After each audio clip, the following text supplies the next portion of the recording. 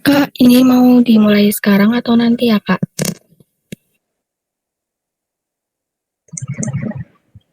Secepatnya. Ya udah, aku mulai sekarang aja ya, Kak.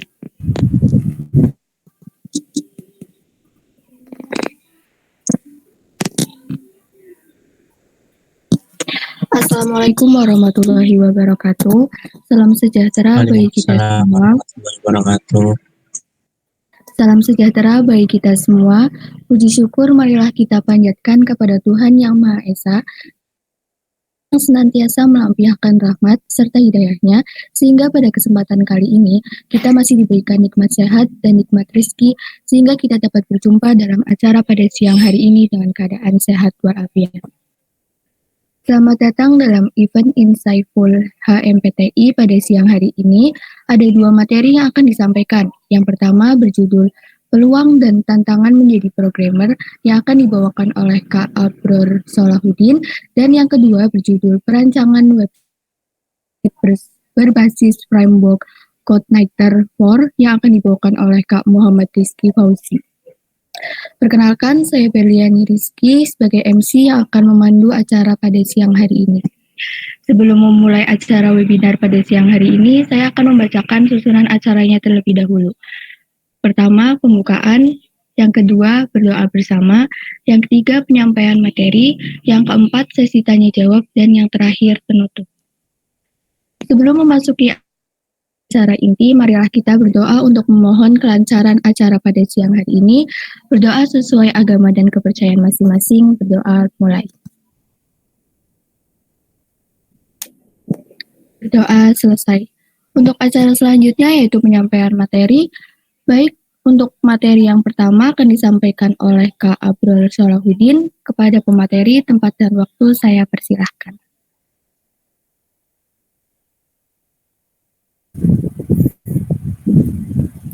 Oke. Assalamualaikum warahmatullahi wabarakatuh. Selamat siang semuanya. Alhamdulillahirabbil alamin wa bihi nasta'in wa ala amri dunya waddin. Wassalatu wassalamu ala asrofil anbiya'i wal mursalin wa ala alihi washabihi ajmain. Pertama-tama marilah kita panjatkan syukur kepada Allah SWT, yang mana pada siang hari ini ya kita bisa melaksanakan kegiatan webinar dengan keadaan sehat walafiat. Yang kedua, salawat serta salam senantiasa kita serukan kepada baginda Nabi kita, Nabi Agung Nabi Muhammad Rasulullah Shallallahu Alaihi Wasallam. Yang saya hormati yaitu yang pertama Bapak Taufik Abidin ya, selaku dosen saya, yaitu dosen pengampu mata kuliah soft skill. Yang kedua yang saya hormati pula yaitu kepada panitia yang pada siang hari ini sudah melaksanakan kegiatan untuk kelancaran webinar kali ini. Untuk yang ketiga yaitu yang saya hormati kepada teman-teman peserta webinar yang alhamdulillah jumlah pesertanya yaitu 12 ya, atau berapa ini. Oke. Langsung saja saya akan mempresentasikan yaitu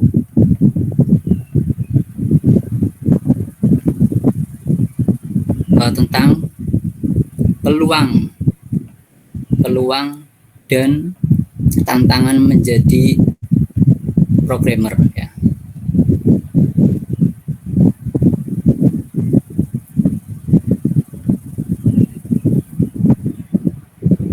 Apa sudah masuk teman-teman?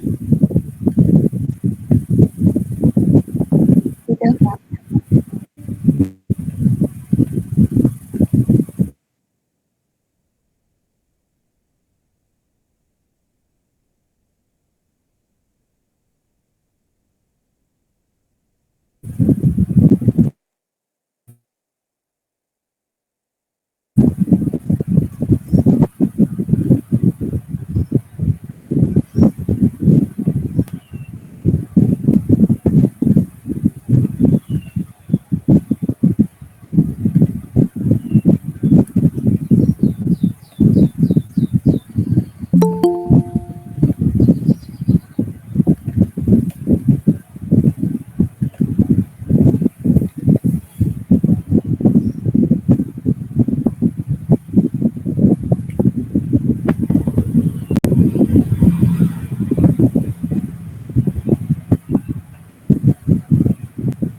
Sudah masuk ya teman-teman?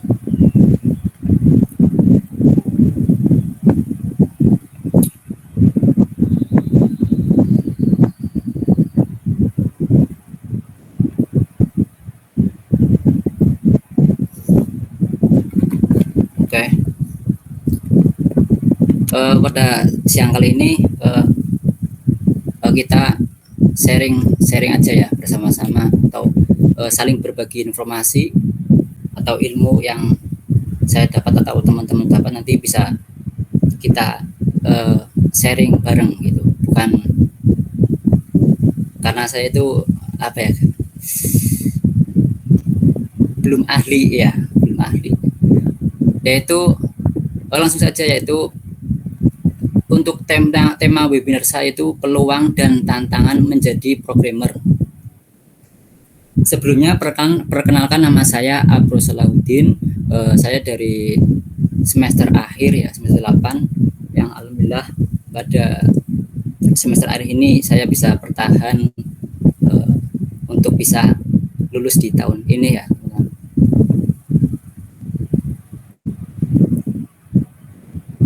Peluang, untuk yang pertama yaitu peluang kerja atau peluang dari menjadi programmer itu, yang pertama peluang kerja itu lebih banyak ya teman-teman. Banyak kebutuhan akan programmer di lapangan pekerjaan, otomatis membuat peluang kerja programmer itu menjadi lebih terbuka. Jadi kita tidak perlu khawatir tidak akan mendapatkan pekerjaan karena permintaan industri akan keahlian dan profesi programmer itu semakin tinggi. Yang berikutnya yaitu penghasilan tinggi. Ketika kita sudah mendapatkan pekerjaan yang kita inginkan, di mana, di industri mana, di perusahaan mana, itu nanti kita setelah mendapatkan job desk kita masing-masing, nanti kita tahu penghasilan kita itu ternyata cukup lumayan tinggi gitu. Jadi teman-teman itu nggak usah khawatir kita itu menjadi programmer ada lapangan pekerjaannya, enggak sih gitu loh.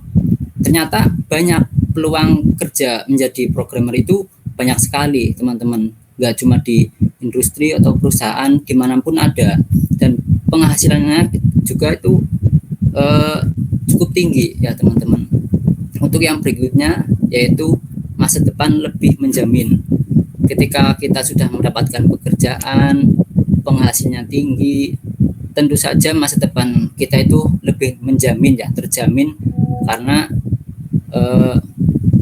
kita tahu ternyata penghasilan kita itu ternyata lebih memuaskan dari apa yang orang lain kira gitu. Untuk yang berikutnya yaitu fleksibilitas kerja. Menjadi programmer itu kerjanya itu enggak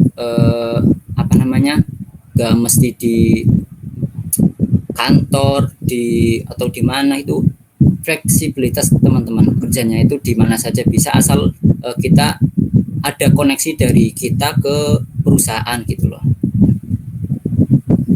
Untuk yang berikutnya yaitu bikin startup sendiri ya teman-teman.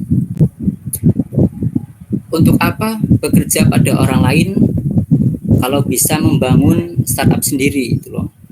Jadi teman-teman ketika sudah mendapat pekerjaan, penghasilan tinggi, masa depan menjamin, kerjanya juga sudah enak, keahliannya juga sudah mumpuni, kenapa enggak bikin startup sendiri gitu loh. Jadi jangan ragu untuk bikin startup sendiri untuk bisa bersaing dengan programmer lain ya teman-teman. Kemudian untuk tantangan ya, jadi menjadi programmer itu ternyata ada tantangannya. Yang pertama yaitu mengerti bahasa pemrograman ya teman-teman. Kalau kita mau menjadi programmer tapi tidak tahu bahasa pemrograman apa yang kita nanti pakai ketika sudah di perusahaan, nanti bingung, nanti malah dipertanyakan keahliannya kita gitu teman-teman. Jadi untuk bahasa pemrograman itu harus kita kuasai lebih mendalam. Yang kedua yaitu keinginan memahami secara mendalam.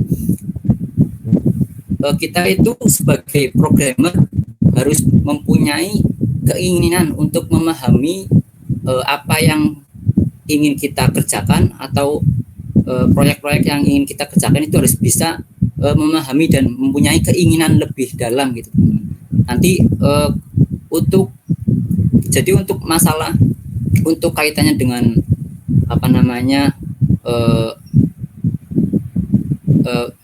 proyek-proyek untuk dari klien itu nanti bisa tahu apa yang dari klien itu inginkan gitu teman-teman.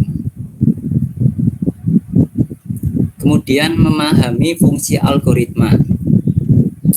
Tidak ada seorang programmer ya yang dapat menghindari untuk mempelajari algoritma ya teman-teman. Justru disinilah kunci kehebatan seorang programmer ya.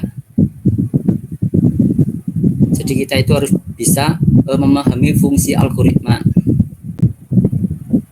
Untuk tantangan yang berikutnya itu memahami fungsi logika ya. Pada dasarnya logika itu merupakan bahasa Yunani ya teman-teman, yaitu logos, itu artinya ilmu.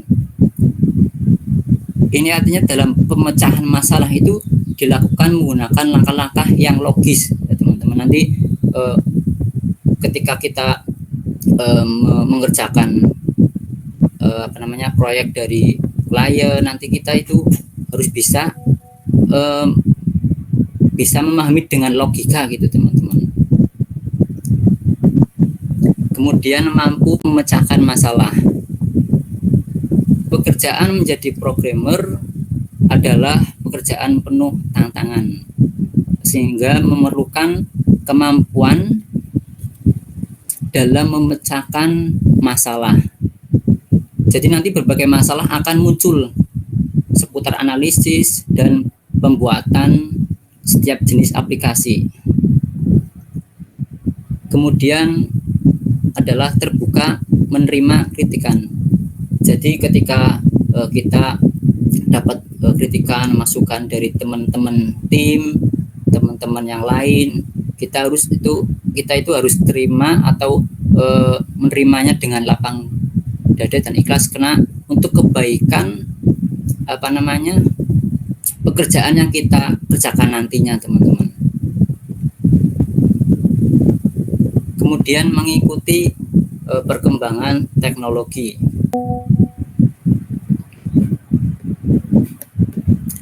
seorang programmer harus mengikuti perkembangan ilmu pengetahuan dan teknologi.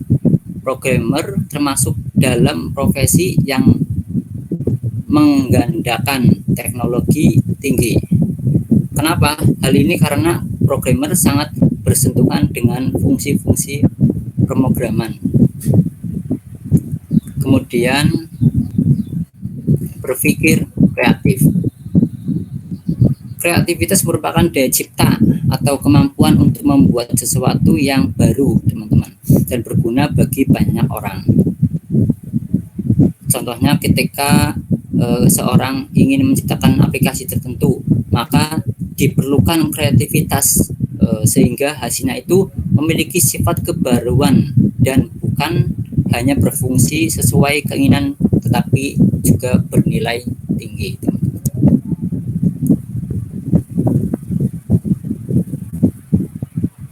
Untuk yang berikutnya itu mampu belajar secara mandiri. Jadi kita itu dituntut untuk selalu belajar mandiri untuk bisa menggali ilmu-ilmu yang lebih baru lagi untuk diaplikasikan ke pekerjaan kita, teman-teman.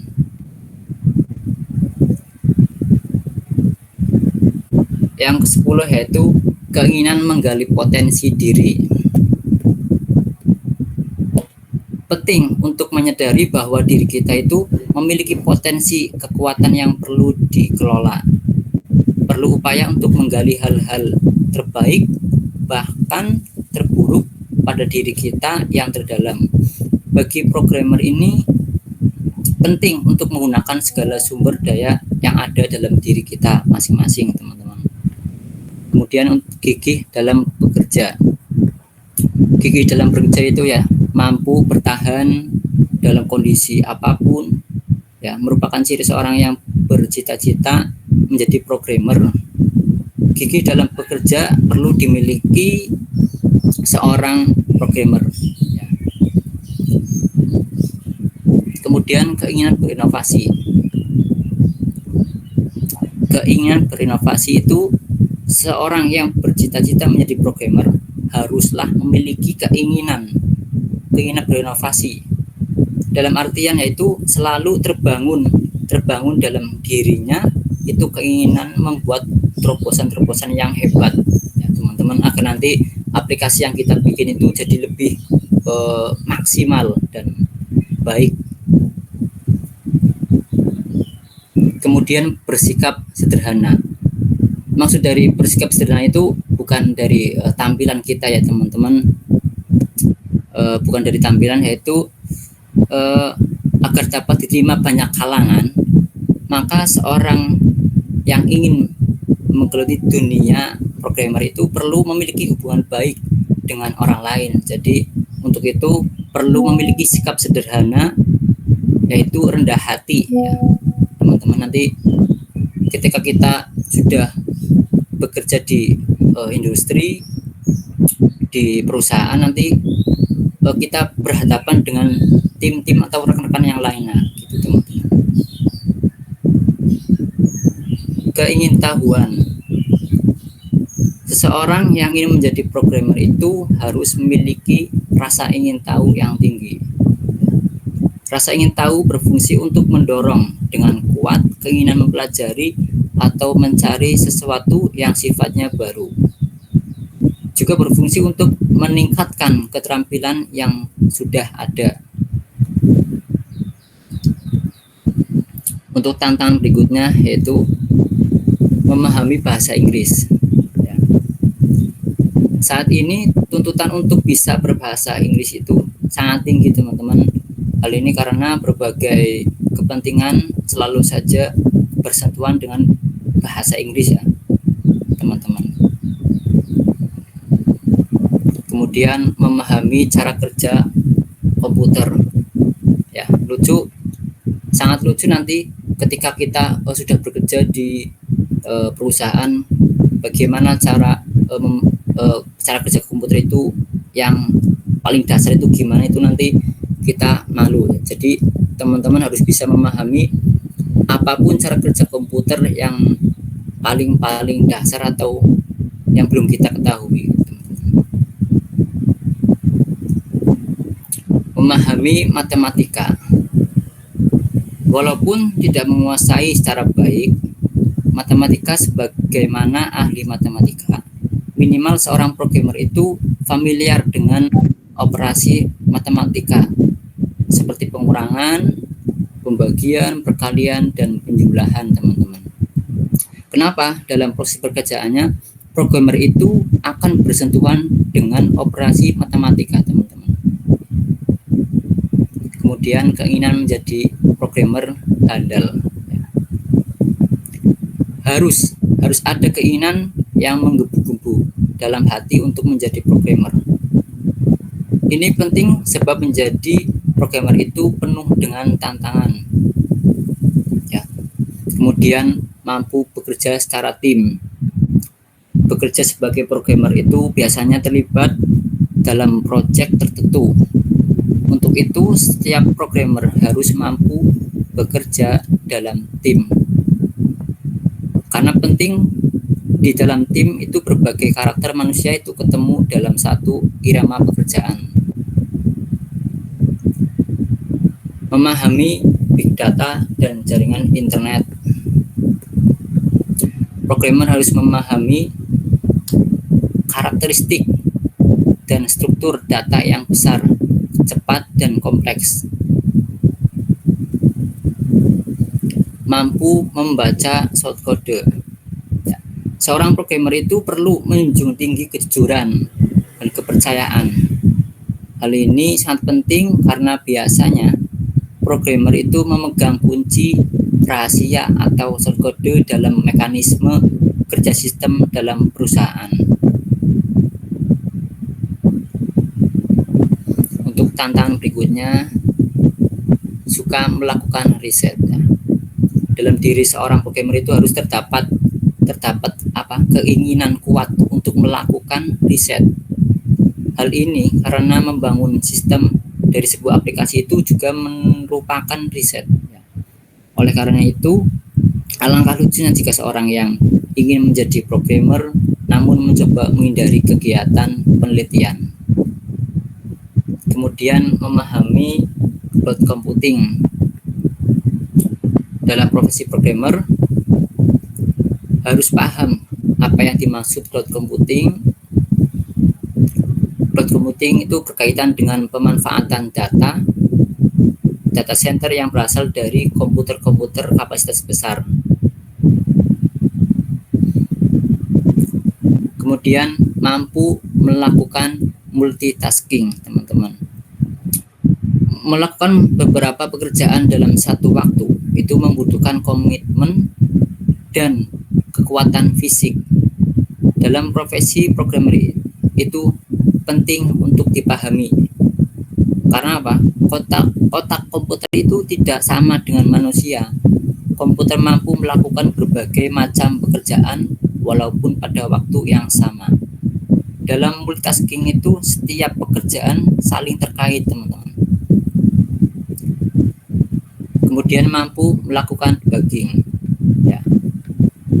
Mampu melakukan debugging merupakan bagian dari pekerjaan programmer. Pekerjaan ini dilakukan untuk mencari tahu serta menghilangkan apa yang disebut bug atau suatu potensi kesalahan dalam suatu rangkaian kode. Jika ada kesalahan dalam rangkaian kode itu tersebut bisa menyebabkan sistem tidak berjalan atau berjalan secara tidak maksimal. Oke. Itu yang bisa saya sampaikan atau ilmu yang saya dapat untuk teman-teman semua. Saya kembalikan ke pembawa acara.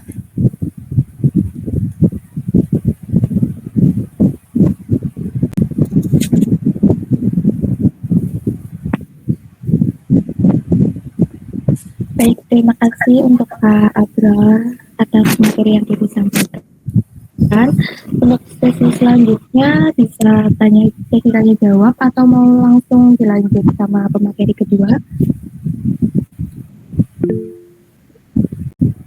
Bisa langsung Itu ada yang tanya Kak di Iya. kolom chat saat jadi jawab dulu.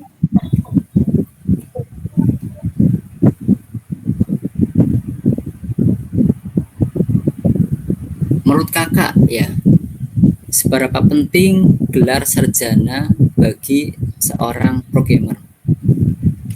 Dari pengalaman saya, teman-teman semua, gelar itu yang kedua, teman-teman. Kalau menurut saya itu gelar itu yang kedua. Yang pertama itu apa? Skill. Jadi ketika kita eh, apa namanya ke perusahaan mendaftarkan diri untuk bekerja di perusahaan tersebut, yang pertama adalah yang ditanyakan itu skill, teman-teman. Jadi pengalaman saya ketika saya magang, ya teman-teman, itu yang pertama itu yang ditanyakan skill. Apa sih yang bisa, apa sih yang dikuasai dari saya gitu loh, dari apa, pernah bikin apa atau bikin aplikasi apa gitu, teman-teman. Jadi kalau menurut saya ya, yang pertama itu skill, yang kedua itu gelar. Yang lebih pertama lagi itu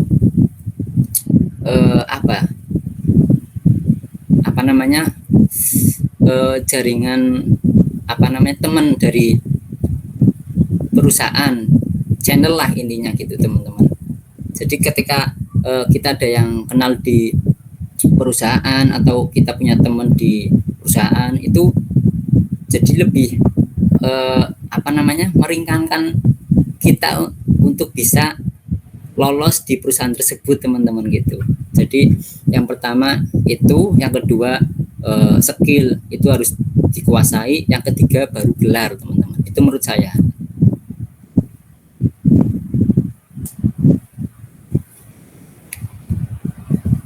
Oke, ini pertanyaan berapa, Kak?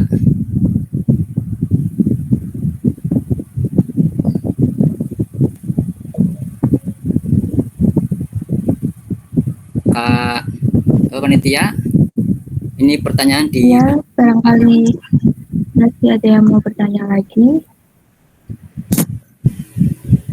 Nah, itu ada yang mau tanya lagi tuh Kak. Kita sudah siap untuk pertanyaan, kita batasi 3 saja, teman-teman ya. Oh iya Kak, boleh. Ya. Cara debugging sistem aplikasi gimana, Kak? Nah, ini pertanyaan lumayan ini. Untuk yang dua itu, antara portofolio dan sertifikat bootcamp atau pelatihan, lebih diutamakan yang mana? Ya. Ini saya jawab yang terakhir dulu ya, teman. Antara portofolio dan sertifikat bootcamp atau pelatihan, lebih diutamakan yang mana? Untuk portofolio itu sama sertifikat itu lebih diutamakan sertifikat, teman-teman. Jadi kita nanti daftar di perusahaan itu, nanti kita tahu ketika kita punya skill ini, sertifikatnya ada, jadi sudah apa namanya, sudah valid, teman-teman. Lebih jelas, lebih apa namanya, lebih percaya gitu loh dari perusahaan. Ternyata pelamar ini itu mempunyai keahlian ini dan sertifikatnya itu ada. Jadi alangkah baiknya lebih diutamakan itu yang sertifikat dulu, teman-teman.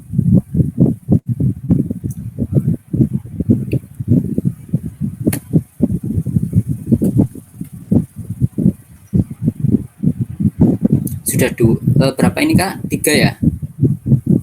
Yang terakhir cara debugging sistem ya.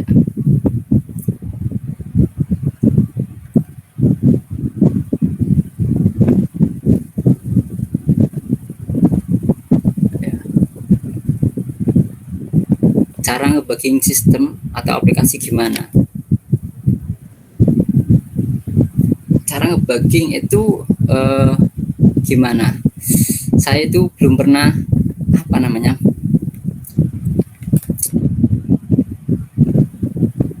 apa ya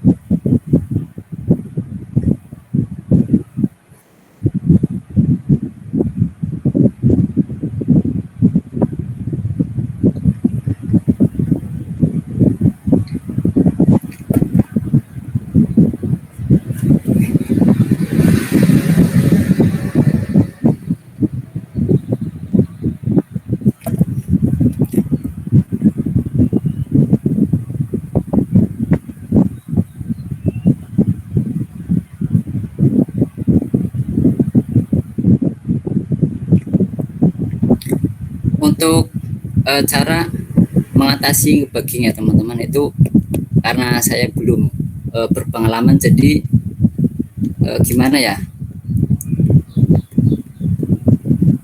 nanti bisa saya jawab di lain waktu ya teman-teman.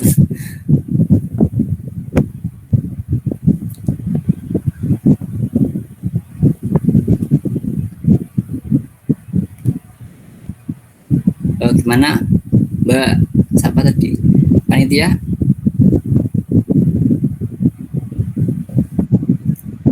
Iya Kak, mungkin untuk sesi tanya jawabnya sudah selesai ya Kak. Iya, udah selesai. Ya, langsung ke pemateri kedua aja. Mungkin untuk ini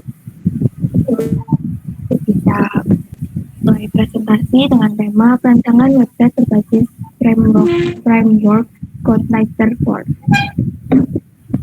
Terima kasih untuk Kak Abror atas materi. Sama-sama.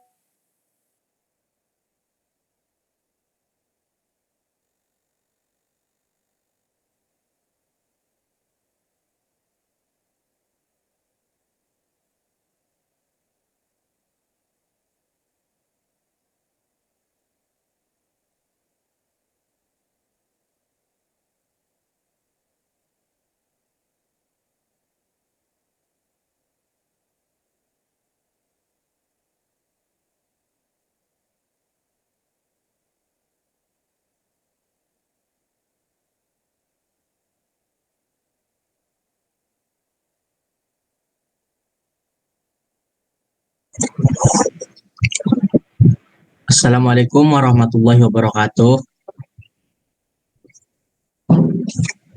Alhamdulillah. Waalaikumsalam warahmatullahi wabarakatuh.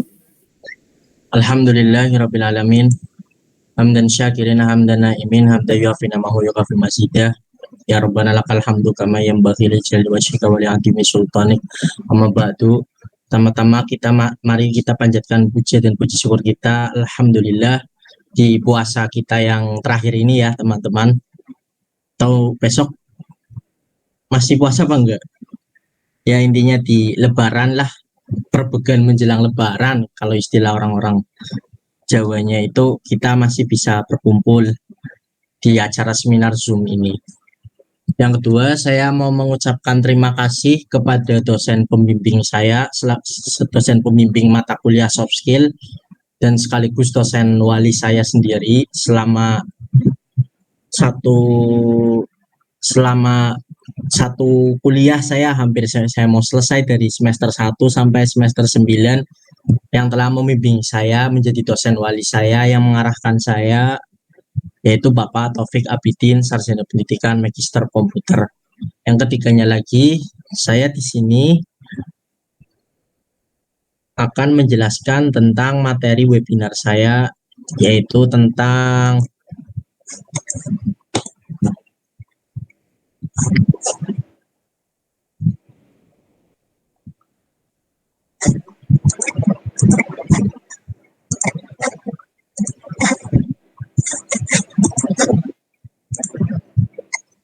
perancangan sistem informasi berbasis website menggunakan framework CodeIgniter 4 dan MySQL. Langsung saja saya mau menjelaskan yang pertama yaitu pengertian website. Website adalah sekumpulan halaman web yang saling terkait dan dapat diakses melalui jaringan internet. Setiap halaman web biasanya berisi teks, gambar, video, atau elemen lainnya yang dapat diakses melalui perangkat lunak yang disebut web browser seperti Google Chrome, Mozilla, Firefox, Safari, dan lain-lain. Setiap website memiliki alamat unik yang disebut URL, Uniform Research Locator. URL terdiri dari protokol seperti HTTP dan HTTPS. Diikuti oleh alamat domain jalur ke halaman web tertentu. Contohnya URL untuk halaman Google adalah www.google.com. Website dapat digunakan untuk berbagai tujuan seperti media informasi, platform bisnis, situs web pribadi, atau interaksi sosial. Website dapat dibuat oleh individu, organisasi, atau perusahaan menggunakan berbagai teknologi dan bahasa pemrograman seperti HTML, CSS, JavaScript, dan PHP. Terdapat juga platform atau CMS, Content Management System, yang memudahkan pembuatan website tanpa harus memiliki pengetahuan tentang kode pemrograman seperti WordPress, Joomla, dan Drupal. Jadi saya akan menjelaskan sedikit mengenai tentang website. Jadi website itu adalah sebuah kumpulan halaman web. Kalau misalkan ini contohnya sebagai platform bisnis, ya bisa untuk dibuat seperti Tokopedia, bisa untuk Shopee, itu kalau untuk platform bisnis. Situs web pribadi bisa digunakan untuk portofolio kita sebagai seorang programmer. Misalkan kalau kita mau bikin portofolio menggunakan web menggunakan programmer.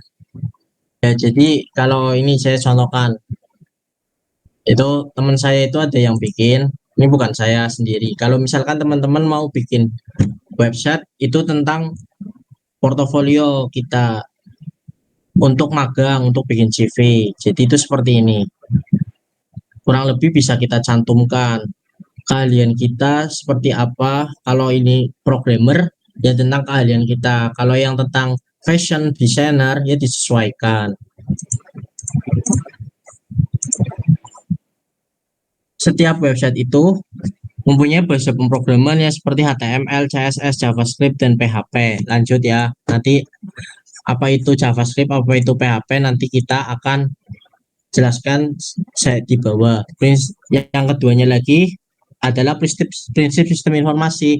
Sistem informasi adalah kumpulan komponen yang saling terkait dan saling berinteraksi untuk mengumpulkan, memproses, menyimpan, mengambil, mendistribusikan informasi atau mendukung pengambilan keputusan, koordinasi, kontrol, analisis, dan visualisasi dalam sebuah organisasi atau perusahaan.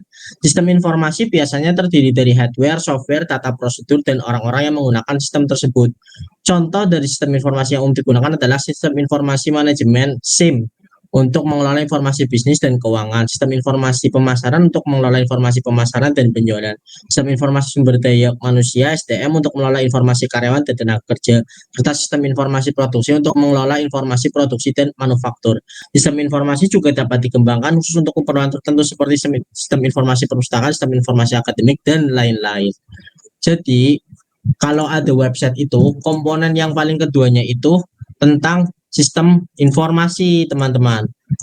Sistem informasi itu apa sih? Sistem informasi ya waktu teman-teman waktu mata kuliah semester 2 dijelaskan. Sistem informasi itu yang menganut tentang komponen-komponen yang ada di dalam website. Jadi misalkan contohnya ada yang namanya sistem informasi perpustakaan. Saya membuat website itu untuk tugas akhir saya itu yaitu dengan sistem informasi perpustakaan.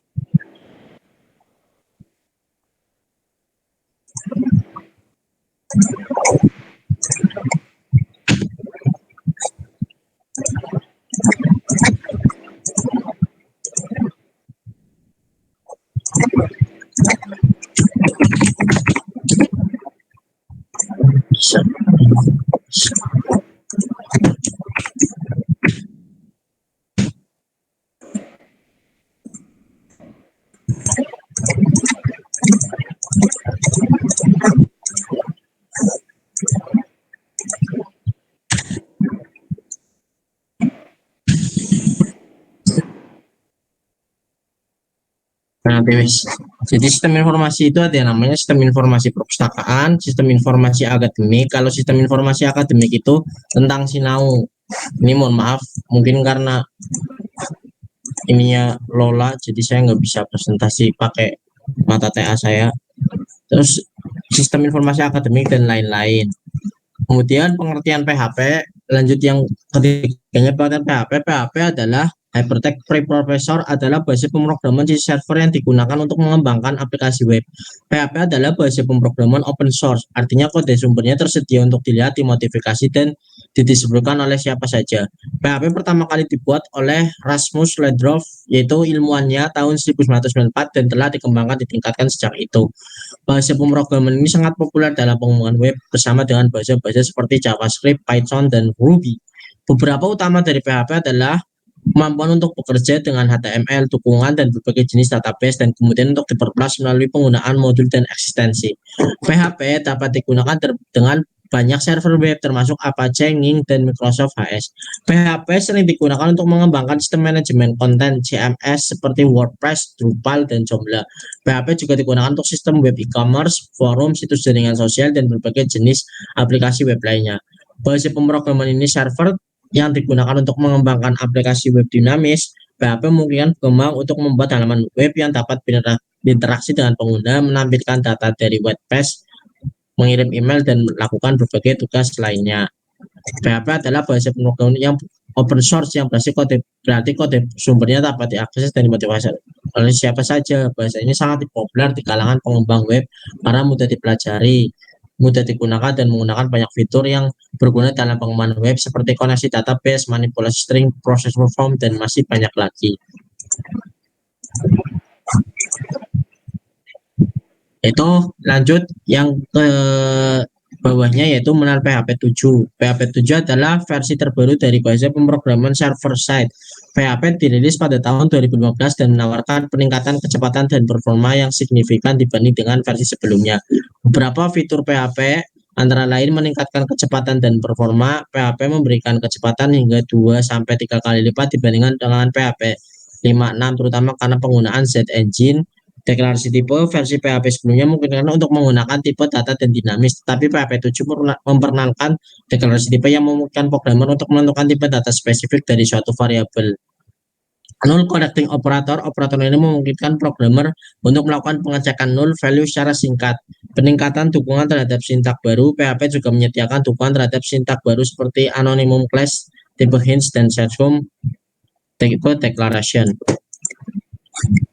Penghapusan fitur yang sudah tidak digunakan, beberapa fitur yang sudah tidak dianggap relevan atau usung telah dihapus PHP 7 seperti penggunaan tag short open dan beberapa fungsi yang sudah tidak digunakan lagi. PHP 7 adalah versi terbaru dan paling populer dari bahasa pemrograman PHP. Versi ini telah menawarkan banyak peningkatan fitur dan performa yang signifikan dibandingkan dengan versi sebelumnya, sehingga semakin memudahkan para programmer untuk mengembangkan aplikasi web yang lebih cepat, aman, dan efisien. Cara menginstal PHP di Windows yaitu adalah unduh file dari aplikasi PHP resmi PHP seperti Windows PHP.net, download, pastikan untuk memilih PHP yang sesuai dengan sistem operasi Anda. Ekstrak file yang ada, misalkan buka PHP Protection dalam format Android, menjadi buka file PHP ini dengan text editor dan sesuai konfigurasi PHP sesuai dengan kebutuhan Anda, misalnya menggunakan modul MySQL dan aktivitas. Buka kontrol panel di Windows dan pilih sistem security, sistem advanced, sistem Android, sistem environment variable. Dan di bagian user variable, klik new dan tambahkan variable path, kemudian lokasi lokal directory PHP yang Anda buat sebelumnya, misalnya cphp. Buka command prompt di Windows dan ketikkan perintah PHP untuk memeriksa server apakah PHP terinstall dengan benar dan memiliki versi PHP yang dapat digunakan.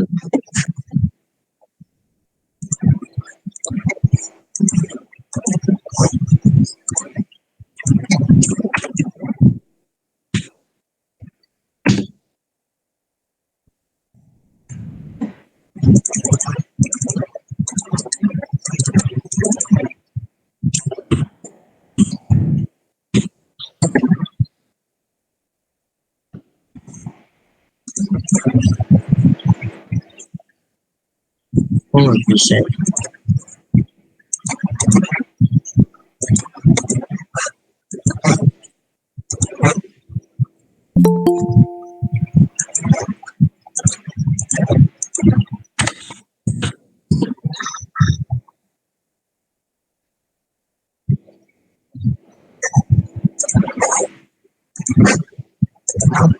Sekiannya bicara.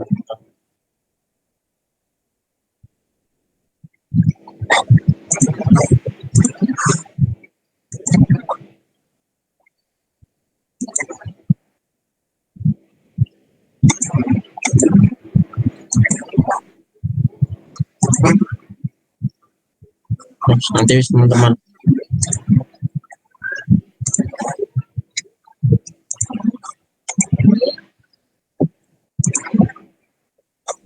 Itu apa itu SAM?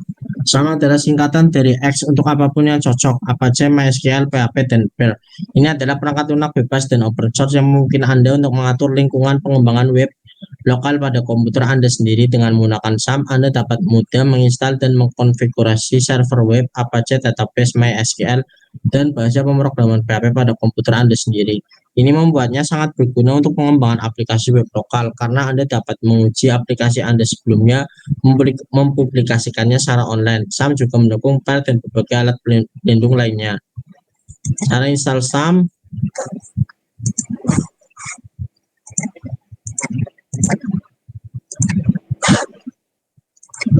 Cara install SAM yaitu adalah langkah-langkah untuk menginstal SAM pada sistem operasi Windows. Unduh installer SAM dari situs SAM, jalankan installer yang telah diunduh, kemudian Anda akan diarahkan ke jendela pengaturan. Pilih komponen apa saja yang Anda install secara default, Apache, MySQL, PHP, dan PHP-admin yang akan diinstal.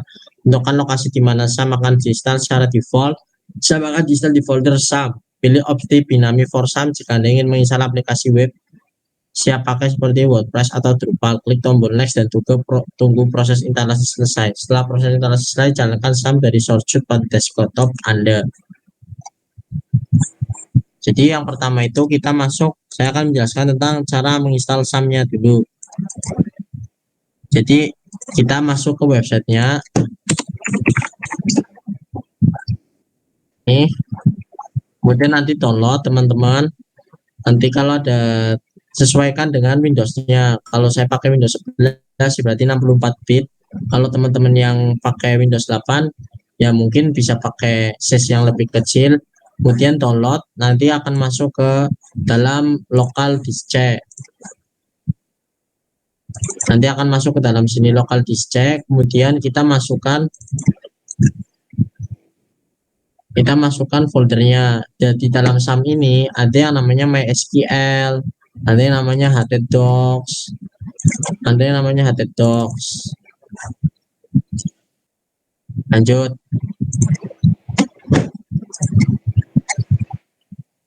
Ini kita sudah, karena saya sudah menginstal, ya teman-teman nanti mengikuti saja di rumah. Karena ini enggak ada sesi prakteknya, ya saya menjelaskan sedemikian saja. Itu saya akan yang lanjut lagi, yaitu dari inti pembahasan, saya akan mengenalkan perbedaan dari CodeIgniter 3 dan CodeIgniter 4. CI 3 dan CI 4 itu adalah dua versi framework PHP yang populer digunakan dalam pengembangan aplikasi web. Berikut adalah perbedaan antara CI 3 dan CI 4, yaitu struktur directory. CI 3 memiliki struktur directory yang kaku, sedangkan CI 4 lebih fleksibel dalam hal ini. CI 4 mungkin Anda untuk menyesuaikan struktur directory sesuai kebutuhan Anda. Kompatibilitas PHP, CI 3 kompatibel dengan PHP versi 5.24 atau yang lebih baru, sedangkan CI 4 dibutuhkan PHP versi 7.20 atau yang lebih baru. Fitur-fitur baru secara keseluruhan, CI 4 memiliki keunggulan dan dalam hal fleksibilitas, fitur baru dan dokumentasi yang lebih baik daripada CI 3. Namun jika Anda menggunakan PHP versi lebih lama, membutuhkan dukungan untuk aplikasi yang dibangun di atas CI 3, maka kemungkinan CI 3 masih menjadi pilihan yang lebih baik. Jadi yang lebih familiar itu memang CodeIgniter 3. Kenapa saya menggunakan CodeIgniter 4? Karena CodeIgniter 4 itu yang terbaru atau rilis yang tahun baru, yang baru-baru inilah waktu pandemi COVID. Jadi saya menggunakan CI 4. CI 4 itu menambahkan beberapa fitur baru yang tidak tersedia di CI 3 seperti fitur model alternatif untuk menggunakan ORM, Object Relational Mapping, fitur name passing untuk memudahkan organisasi kode, fitur auto discovery, di mana CI 4 secara otomatis menentukan dan memuat file-file yang dibutuhkan oleh aplikasi Anda. Dokumentasi, CI 4 memiliki dokumentasi lebih lengkap dan struktur daripada CI 3, dukungan dan pengembangan. CI 3 telah mencapai akhir dari siklus hidupnya dan tidak lagi menerima dukungan resmi dan pembaruan keamanan dari pengembangnya, sementara CI 4 masih dalam pengembangan aktif dan melakukan dukungan dari pengembangnya. Itu langsung saja kita ke inti pembahasan, yaitu tentang CodeIgniter 4. CI 4 adalah framework PHP open source yang dirilis pada tahun 2020 sebagai pengembangan dari CI 3.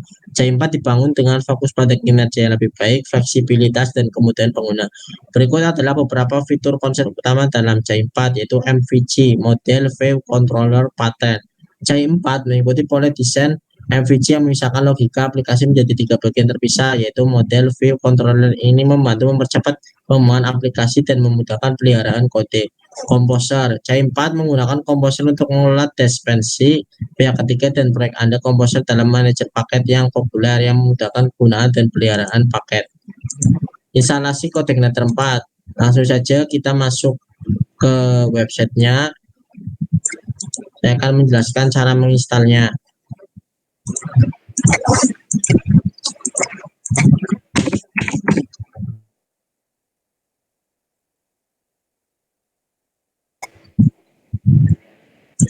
Itu pertama kita sudah masuk. Nanti kita sudah masuk foldernya ini. Kemudian kita ekstrak. Setelah mengunduh file zip, ekstrak file dalam folder yang digunakan pada server Anda. Setting environment, buka file env pada folder CodeIgniter 4 atau konfigurasi database. Parameter di lokalnya sesuai dengan kebutuhan aplikasi Anda. Buka aplikasi CI 4 di browser dan alamat URL yang sesuai dengan alamat folder tempat Anda mengekstrak file. Misalnya jika Anda mengekstrak file www.var, www.html, maka buka aplikasi browser dengan URL http localhost CI 4. Sekarang Anda telah berhasil menginstal CodeIgniter 4 pada server Anda. Anda dapat mulai pengembangan aplikasi web Anda dengan menggunakan CodeIgniter 4. Jadi kan ini kan nanti ada tampilan pop-up nih, seperti itu. Nah, kita langsung masukkan saja. Terus kita kan tadi kan sudah menginstal SAM.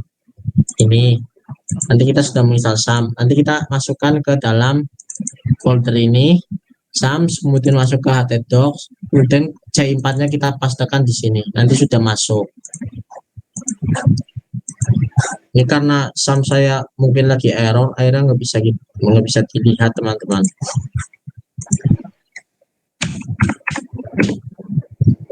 Project saya.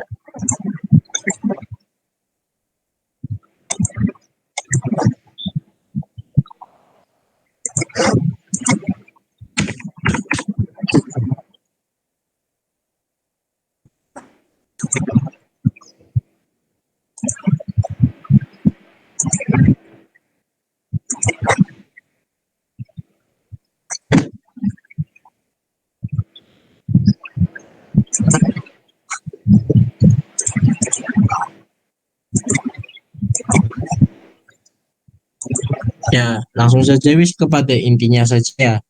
Jadi yang membedakan dari CHAI 4 dan CHAI 3 itu terletaknya itu di dalam MVC-nya, yaitu model view controller.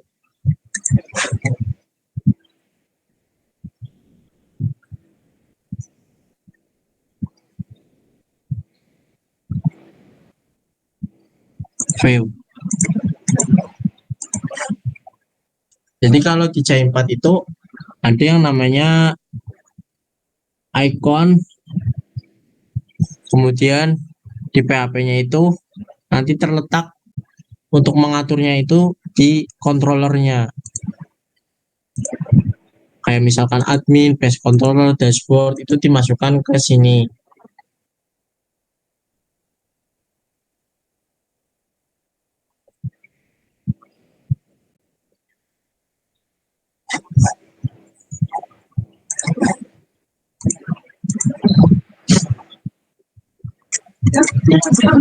Kemudian yang terakhir yaitu pengertian database relasional MySQL.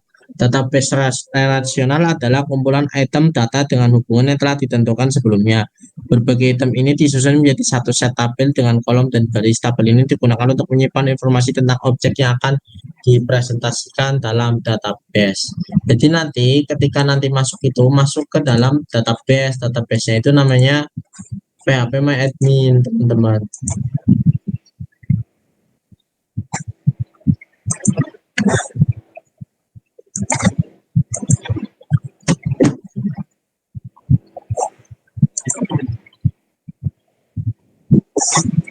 Oh iya, ya Allah, saya lupa ya. Harusnya ini FPN dimatikan.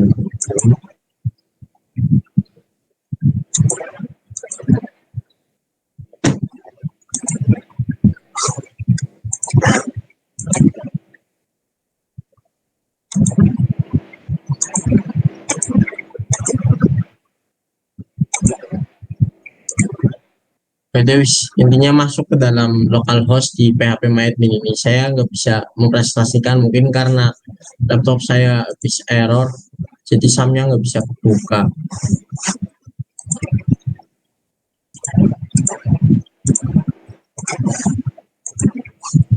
Itu saja. Sekian dari saya, kurang lebihnya mohon maaf. Jika ada kebenaran semata-mata datangnya dari Allah, dan jika banyak kesalahan itu semata-mata dari kebutuhan dan ketangkalan ilmu saya sendiri. Sebelum saya tutup, saya akan memberikan opsi 3 pertanyaan kepada teman-teman, barangkali ada yang mau bertanya.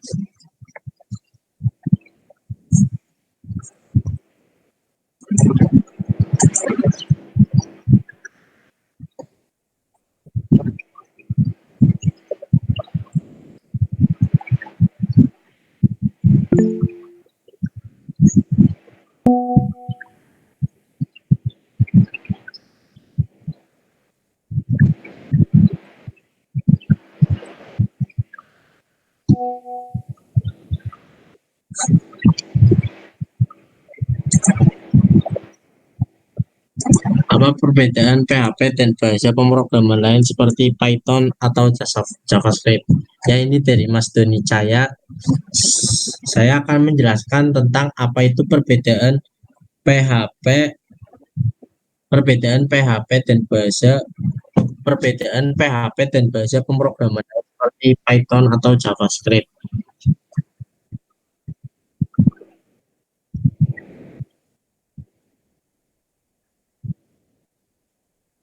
Jadi PHP itu adalah bahasa yang digunakan untuk komunikasi sisi server.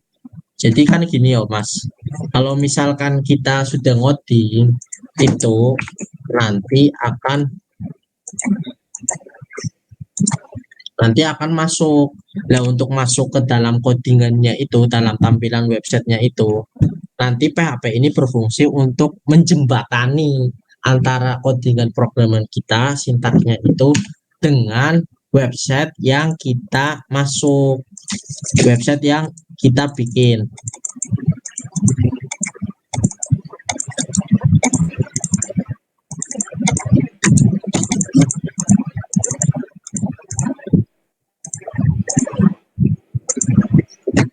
Nanti akan masuk. Mungkin karena saya error, jadi saya nggak bisa mempresentasikannya ini di PHP MyAdmin. Jadi fungsi dari PHP itu nanti akan menjabatani, dan bedanya dengan JavaScript serta Python, JavaScript itu untuk mempermudah tampilan CSS kita. Jadi untuk mempercantik tampilan website kita. Kalau Python itu adalah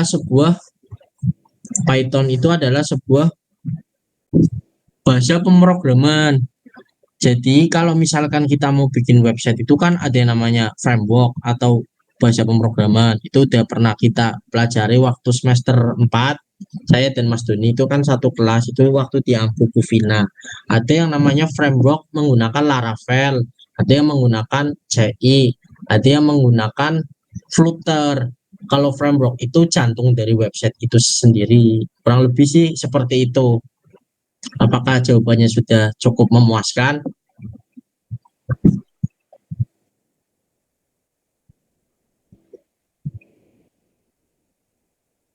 Kalau tidak dijawab, saya anggap iya ya Mas Doni. Teman-teman yang lainnya, apakah ada yang mau bertanya lagi? Apa cukup dari Mas Doni? Sudah nuansa ingin berbuka sekali ya. Saya mengucapkan terima kasih kepada teman-teman semua yang antusias sekali. Bedanya CodeIgniter dengan Laravel itu apakah dari Mbak Anur Riyadus Solihin? Bedanya CodeIgniter dengan Laravel itu, CodeIgniter tidak menyediakan fitur yang spesifik untuk menyederhanakan migrasi skema database. Untuk melakukan proses migrasi database membutuhkan cukup banyak usaha, sedangkan Laravel membuat proses ini menjadi lebih mudah dengan fitur database agnostik migration yang mereka sediakan. Jadi yang paling menonjol itu karena saya menggunakan CI4, itu CodeIgniter 4 itu saya jujur belum pernah menggunakan Laravel karena itu belum pernah diajarkan selama saya kuliah 8 semester ya. Karena waktu framework juga saya belajarnya itu tentang JavaScript dan PHP. Setahu saya itu kalau CI4, karena saya ini hanya CI4, itu paling rendah foldernya itu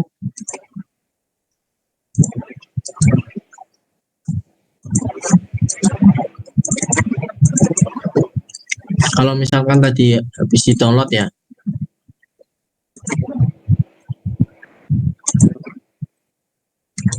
itu paling hanya memakan size sekitar 1,05 MB, yang artinya CI4 itu bisa digunakan untuk semua laptop, untuk variasi laptop. Kalau Laravel itu biasanya itu digunakan untuk sistem informasi yang menganut NIM. Jadi kalau Laravel itu kan ada yang namanya kayak misalkan di Universitas Nuswantoro, kalau kita memakai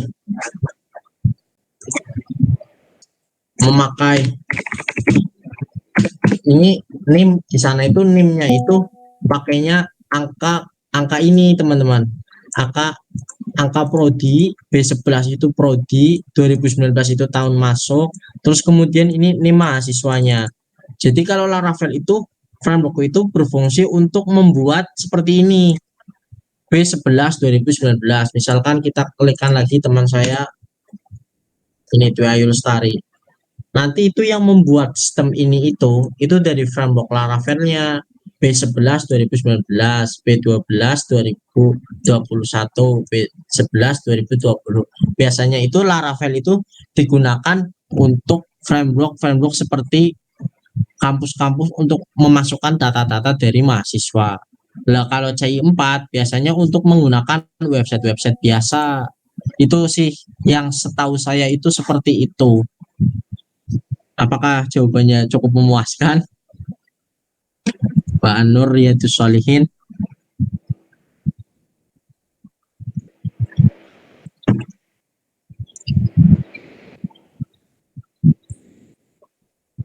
Ya kalau tidak ada jawaban lagi, tidak ada respon, saya anggap memuaskan ya Mbak.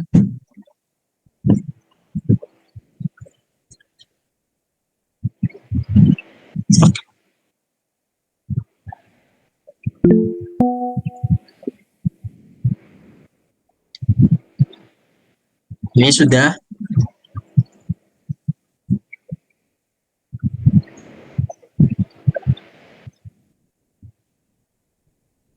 Oh ya maaf, Anur Riyadus Shalihin, Mas Anur, mohon maaf ya. Saya kira Anda perempuan, soalnya namanya seperti kitab hadis Riyadus Shalihin. Mohon maaf ya Mas, ternyata Anda laki-laki. Nama Anda itu kitab hadis loh, Riyadus Shalihin. Tempatnya orang-orang yang soleh. Anur Cahaya orang-orang soleh nama Anda. Iya bener, Anda kayaknya laki-laki misalnya. Oke. Apakah ada yang mau bertanya lagi? Kalau tidak, saya cukupkan sekian ya. Nanti bisa dilanjut dari moderatornya Mbak Berliani Rizky. Untuk teman-teman HMP, saya tutup webinar. Kita tutup webinar saya dengan bacaan hamdalah.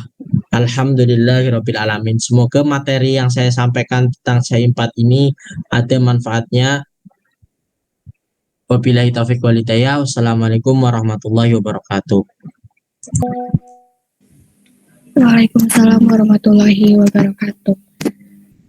Oke, terima kasih untuk Kak Fauzi atas materi yang telah disampaikan. Semoga materi yang telah disampaikan dapat bermanfaat bagi kita semua. Nah, teman-teman, demikian acara webinar pada siang ini. Terima kasih kembali untuk para pemateri 1 dan pemateri 2 untuk materinya. Saya sebagai MC pamit undur diri. Wassalamualaikum warahmatullahi wabarakatuh. Waalaikumsalam warahmatullahi wabarakatuh. Ya, sebelum itu foto bersama dulu ya Kak, untuk dokumentasi. Yang lainnya bisa on cam. Teman-teman yang lainnya bisa on cam dulu sebentar untuk dokumentasi acara.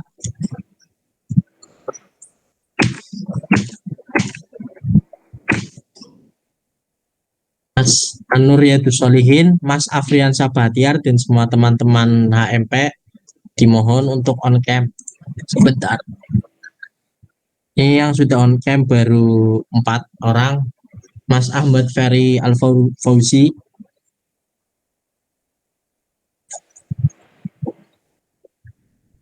apa secukupnya saja Mbak Berliana? Ya, Kak, ini aku mulai sekarang aja ya Kak. Iya. 1, 2, 3.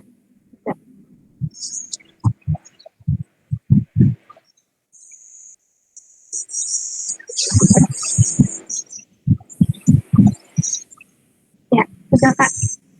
Terima kasih untuk hari ini. Ya, makasih semuanya. Mohon maaf sebesar-besarnya.